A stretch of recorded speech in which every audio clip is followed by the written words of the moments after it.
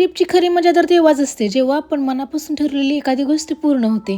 तर ती कोणती गोष्ट तुम्हाला सांगतेच, पण त्याच्या आधी ना गोव्यामध्ये आम्ही काय काय एक्सप्लोर केलं, कुठे कुठे गेलो, कोणते कोणते आम्ही स्पॉट बघितले हे तुम्हाला थोडक्यात सांगते मी. जर तुम्ही पण गोव्याला जायचा प्लॅन करत असाल तर हा व्हिडिओ तुम्ही शेवटपर्यंत बघा.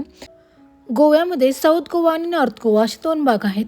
तर आम्ही आधी नॉर्थ गोव्याला गेलो होतो, कारण तिथं जरा गर्दी कमी असते.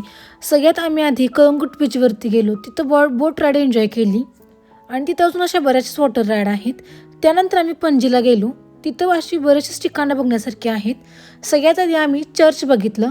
त्यानंतर आम्ही जवळ असलेल्या फाउंटन्स बघितल्या, म्हणजे त्या रंगीबेरंगी बिल्डिंग बघितल्या. त्यानंतर समुद्राच्या काठावर असलेलं डोनापोला जेट्टीवर आम्ही गेलो. तिथे गेल्यावर सिंगम पॉईंट बघितला. हा सिंगम पॉईंट तो जो आपला पिक्चर आहे ना सिंगम, त्या पिक्चरचं शूटिंग इथं झालं होतं. त्यानंतर रात्रीच्या वेळेस आम्ही क्रूजमध्ये बसलो आणि हा आमचा पहिलाच अनुभव होता, जो की आम्ही ट्रिपला निघण्यापूर्वी ठरवून गेलो होतो की जहाजामध्ये बसायचंच म्हणून. आणि फायनली आम्ही एवढ्या मोठ्या जहाजामध्ये बसलो.